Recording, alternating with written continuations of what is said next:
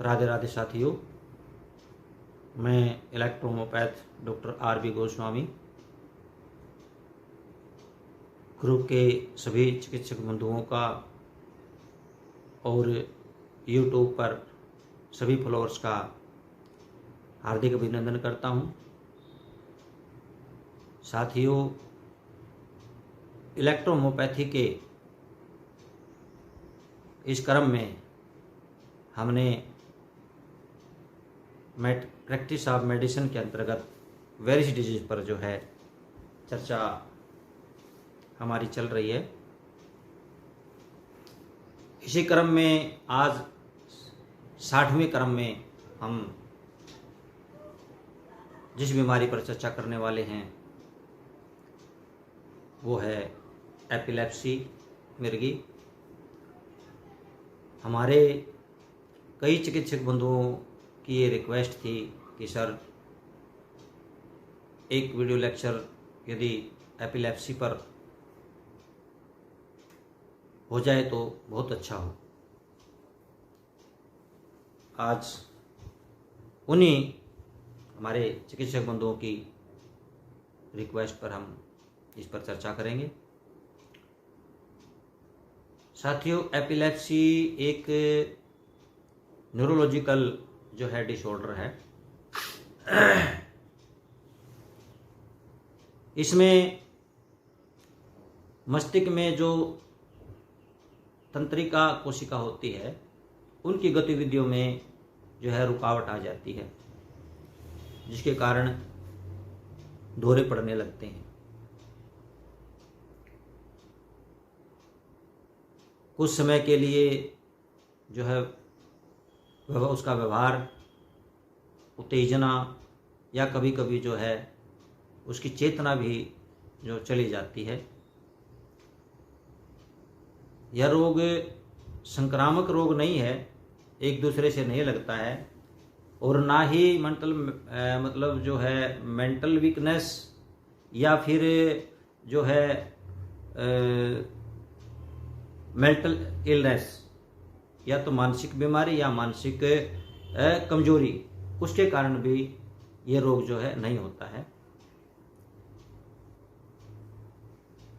वैसे तो इसके दौरे पड़ने पर ब्रेन में कोई खास जो है हानि नहीं होती है, लेकिन कई बार जो है गंभीर दौरे पड़ जाते हैं, सीजर जो पड़ जाते हैं, तो उसमें कभी कभी जो है मस्तिष्क पर जो है प्रभाव उसका पड़ जाता है, उसमें नुकसान हो जाता है।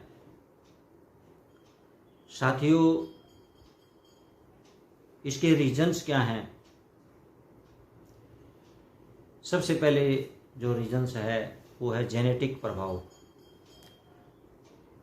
पीढ़ियों से चले आ रहे एक परिवार में जैसे मिर्गी का इतिहास है, तो उसकी आने वाली जो न्यू जनरेशन है, न्यू पीढ़ी है, उसमें भी देखने को मिलता है। किसी दुर्घटना में ब्रेन में चोट लग जाए, सिर में चोट लग जाए, वो भी मिर्गी का कारण बनता है। या फिर ब्रेन ट्यूमर हो या स्ट्रोक के कारण भी मिर्गी का दौरा बनता है। और कई प्रकार के जैसे संक्रामक रोग हैं, मेनिंजाइटिस है, एड्स है, वायरल इन्फेक्शन है या वायरल इंसेफेलाइटिस है, ये भी मिर्गी का जो है कारण बनते हैं।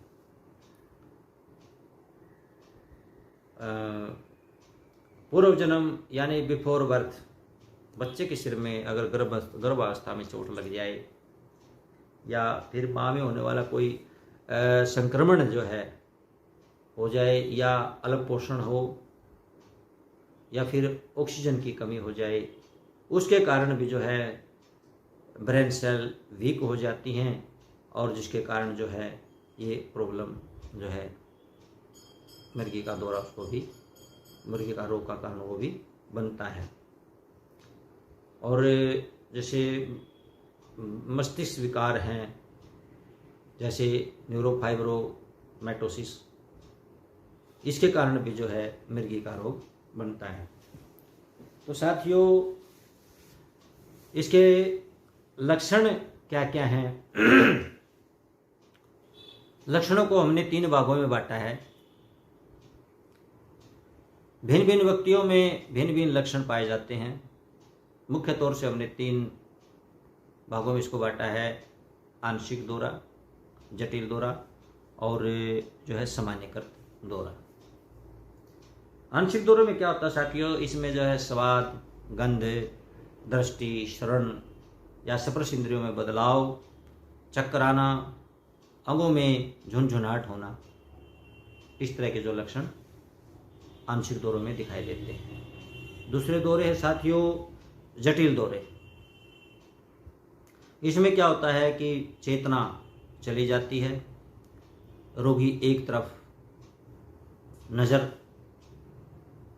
टिकाए रखता है, कोई प्रतिक्रिया नहीं देता है और बार बार जो है एक ही गतिविधि को जो है बार बार वो दोहराता रहता है। सामान्यकृत दोहरे में इसमें संपूर्ण जो ब्रेन है वो शामिल होता है। एक टक जो रोगी है वो घूरता रहता है, बार बार पलकें झपकता है, मुंह से चटकारे लेने लगता है और जो टोनिक दोहरे हैं उसके अंदर क्या होता है कि मांसपेशियां जो हैं उसकी अकड़ जाती है बिल्कुल। और एटोनिक दोहरों में क्या होता है कि मांसपेशियों की जो चेतना हो खत्म हो जाती है। उसमें रोगी क्या है कि जैसे किसी को दौरा आया और अचानक से वो पृथ्वी पर गिर पड़ेगा, तो ये एटोनिक दोहरे के अंतर्गत होता है। और इसके अतिरिक्त और भी है, जैसे जीभ कट जाना, आंखें पलट जाना ऊपर की तरफ, मुंह से झाग आना और मुंह से जो है जब दौरा पड़ता है उस टाइम ओ गो गो की आवाज़ें इस प्रकार से जो है रोगी को आती हैं। और इसके साथ साथ में जो है रोगी का मलमूत्र अनियंत्रित होकर के अपने आप ही निकल जाता है। तो इस प्रकार से जो मृगी के लक्षण हैं रोगी में पाए जाते हैं। बात आती है इसकी चिकित्सा की। साथियों देखिए, जैसे मैंने बताया कि ये न्यूरोलॉजिकल प्रॉब्लम है, डिसऑर्डर है, तो इस तरह के जो रोग होते हैं वो 2-4 दिन में ठीक होने वाले नहीं होते हैं। इनमें सालों साल लग जाते हैं ठीक होने में। रोगी को धैर्यपूर्वक चिकित्सा करवाने की आवश्यकता होती है, क्योंकि कोई भी किसी भी पैथी में आज तक ऐसा नहीं हुआ कि एक दिन में ही उसको आराम हो गया, 1 महीने में आराम हो गया, या उसको एक रेगुलर नियमित दवाई जो है औषधि उसको लेनी होगी, तब जा कर के जो है इसका इलाज हो सकता है। अब इसके ट्रीटमेंट जो है वो भी रोग की गंभीरता के ऊपर आधारित हैं। जितना ज़्यादा वो देखना है कि पेशेंट में डिजीज कितनी सीवियर है, उसके आधार पर जो है चिकित्सा उसकी करनी होगी। यहाँ पर मैं आपको एक सामान्य तरीके से जो है इसका ट्रीटमेंट मेथड आपको बता रहा हूँ। साथियों देखिए, इसके अंदर जो है डाइजेशन सिस्टम को स्ट्रॉन्ग करना होगा, बॉडी के अंदर जो टॉक्सिन है उनको बाहर निकालना होगा, क्योंकि ज़्यादातर जो है जैसे मेनिंजाइटिस है या चोट कोई लगी हुई है जिसके कारण जो है ब्रेन सेल में जो है कोई कोशिकाओं में जो है उनकी गतिविधि जो बाधित हो गई है, तो वो इन्फ्लेमेशन के कारण ही होती है। तो ऐसे में जो है उनको टॉक्सी फ्री करना होगा, तो उसके लिए हमने यहाँ पर बीपी का प्रयोग किया है। दूसरी मेडिसिन हमारी बीसी है, बॉडी केयर, जो एक सेंट्रल नर्वस सिस्टम की मेडिसिन है और ये हमारे जो नर्वस सिस्टम को जो है स्ट्रॉन्ग बनाती है। और साथ साथ में जो है सेल्स को भी बूस्ट करती हैं।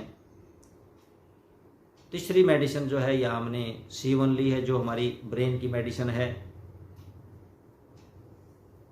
जो सेल्स के ऊपर काम करती है। और चौथी मेडिसिन साथियों हमने यहाँ पर F1 का अलग से प्रयोग किया है, क्योंकि F1 नर्वस सिस्टम की मेडिसिन है, इसलिए हमने जो है यहाँ पर इसको स्ट्रॉन्ग पावर में लिया है। तो यहाँ पर हमने BP, BC, C1 और F1 का प्रयोग किया है। BP में जो है 20 ड्रॉप्स, BC में 20 ड्रॉप्स और C1 में भी 20 ड्रॉप्स, लेकिन F1 में हमने यहाँ पर 30 ड्रॉप्स डाला है। एक तो ये नर्वस सिस्टम की मेडिसिन है, ब्रेन की मेडिसिन है। दूसरा जो है ये हमारी जो साथ में 3 मेडिसिन हैं, कंपोजिशन है, इनकी कार्यक्षमता को ये कई गुना बढ़ा देगी। तो यहाँ पर जो है हमने इन सब मेडिसिन को 30 ml में डालना है, सब की 20-20, F1 की 30 ड्रॉप डाल करके 30 ml में, बाकी का डिस्टिल वाटर उसके अंदर डाल लें। 10-10 बूंद दिन में 4 बार रोगी को दें। और साथियों दूसरा जो इसका कंपोजिशन है उसमें S10, C15 और YE का प्रयोग किया है, क्योंकि कई बार जब साथियों हमने ऐसा भी कारण देखा है कि जब रक्त में गर्मी ज़्यादा हो जाती है, सनस्ट्रोक से हो या किसी और कारण से हो, तो वहाँ पर जो ब्लड है उसमें अम्लता ज़्यादा बढ़ जाती है। उसके लिए हमने यहाँ पर जो है S10, C15 और YE का प्रयोग किया है। इसके हमने जो है 20-20 ड्रॉप प्रत्येक मेडिसिन का 30 ml में डाला है और 10-10 बूंद दिन में 4 बार इसका दिया है। ऐसे रोगी को यदि कॉन्स्टिपेशन है तो कॉन्स्टिपेशन की दवा भी इसके अंदर जरूर दें, 40 से 60 बूंद शाम को। और यदि किसी रोगी को दौरा पड़ा हुआ है, ऐसे में आपकी क्लिनिक में आ जाता है और उसको दौरा पड़ा हुआ है, तो वहाँ पर हम क्या देंगे उसको तुरंत आराम देने के लिए वहाँ पर हमारी जो बॉडी केयर है C1 और RE साथियों, इन सब को मिला करके जो है 5 ड्रॉप उसकी टंग्स पर डाल देनी है 10-10 मिनट पर, जब तक रोगी होश में ना आए तब तक उस पर 10-10 मिनट पर डालते रहिए। जैसे ही वैसे तो एक बार में ही आ जाता है, लेकिन जब ना आए तो 10-10 मिनट पर आप डाल सकते हैं, रिपीट कर सकते हैं। और जब होश में आ जाए पेशेंट तो उसके बाद इसको बंद कर दें, बाकी की पूर्ववर्त जो हमारी मेडिसिन है वो उसको दें। साथियों इस मेडिसिन को जो है 3 से 6 महीने तक कंटिन्यू जो है रोगी को दे। रोगी के जो अटेंडर हैं, घर वाले हैं, उसकी देख रेख करने वाले हैं, तो उनको जो है उसकी देखभाल करने के लिए बोले कि भाई इसका रोगी का जो है ध्यान रखना, कहीं अकेला कहीं बाज़ार में या कहीं कोई बाइक वगैरह या कोई मोटर ड्राइविंग वगैरह ना करे, तो ऐसे रोगी का विशेष ध्यान रखने के लिए कहें और आराम करें। 3 से 6 महीने कंटिन्यू उसको मेडिसिन रखें। हमारी औषधियों का इस रोग में जो है बहुत अच्छा खासा प्रभावित औषधियाँ हैं, बहुत अच्छे इसके जो हैं हमने इस रोग में परिणाम लिए हैं। तो अपने रोगी का इस प्रकार से इलाज करें और सफलता प्राप्त करें। तो साथियों आज के लिए बस इतना ही। और जो हमारे साथी बुक के लिए जिन्होंने अपनी प्रतियां सुरक्षित नहीं करवाई हैं, वो जितना जल्दी हो सकें अपनी अपनी प्रतियां जो है वो सुरक्षित करवा लें। हम जो है 30 जुलाई तक अपने साथियों का वेट करेंगे, उसके बाद में जो है फिर हम ये बुकिंग बंद कर देंगे। जितने भी हमारे पास में जो है क्वांटिटी आएगी हम उतने ही उसके हिसाब से जो है बुकों को छपवाएंगे। फिर उसके बाद जो है कोई एक्स्ट्रा बुक हम नहीं छपवाने वाले हैं, किसी को नहीं मिलेगी। जिन साथियों ने अपनी भर्ती जो सुरक्षित करानी है वो 30 जुलाई से पहले करवा लें। इसी के साथ साथियों, राधे राधे।